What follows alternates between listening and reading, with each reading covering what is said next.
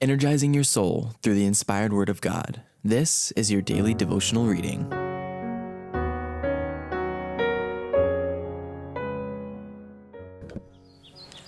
Our Daily Bread, the French Reformation.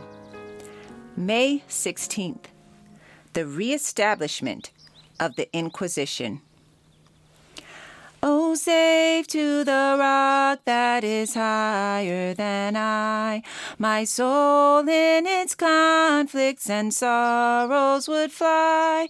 So sinful, so weary, thine would I be.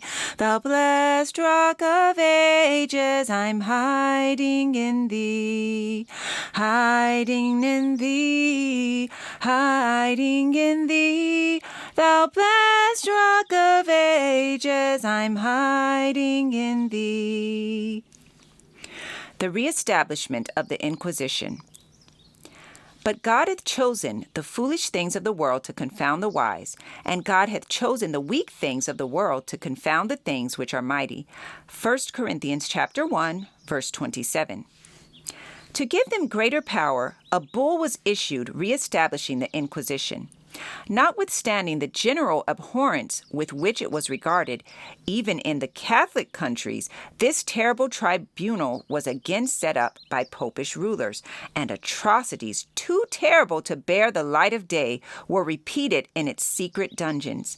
In many countries, thousands upon thousands of the very flower of the nation, the purest and noblest, the most intellectual and highly educated, pious and devoted pastors, industrious and patriotic citizens, brilliant scholars, talented artists, skillful artisans were slain or forced to flee to other lands. Such were the means which Rome had invoked to quench the light of the Reformation, to withdraw from men the Bible, and to restore the ignorance and superstition of the Dark Ages. But under God's blessing and the labors of those noble men whom he had raised up to succeed Luther, Protestantism was not overthrown. Not to the favor of arms of princes was it to owe its strength. The smallest countries, the humblest and least powerful nations became its strongholds. It was little Geneva in the midst of mighty foes plotting her destruction. It was Holland on her sandbanks by the northern sea, wrestling against the tyranny of Spain. Then the greatest and most opulent of kingdoms, it was bleak, sterile Sweden that gained victories for the Reformation. For nearly 30 years, Calvin labored at Geneva, first to establish there a church adhering to the morality of the Bible, and then for the advancement of the Reformation throughout Europe. His course as a public leader was not faultless, nor were his doctrines free from error, but he was instrumental in promulgating truths that were of special importance in his time, in maintaining the principles of Protestantism against the fast returning tide of popery, and in promoting in the Reformed churches simplicity and purity of life in place of the pride and corruption fostered under the Romish teaching. From Geneva, publications and teachers went out to spread the Reformed doctrines. To this point, the persecuted of all lands looked for instruction, counsel, and encouragement. The city of Calvin became a refuge for the hunted reformers of all Western Europe. Fleeing from the awful tempests that continued for centuries, the fugitives came to the gates of Geneva.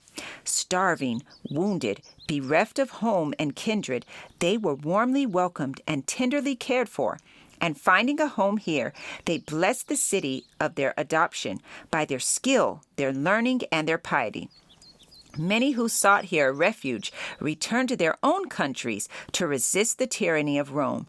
John Knox, the brave Scottish reformer, not a few of the English Puritans, the Protestants of Holland and of Spain, and the Huguenots of France carried from Geneva the torch of truth to lighten the darkness of their native lands.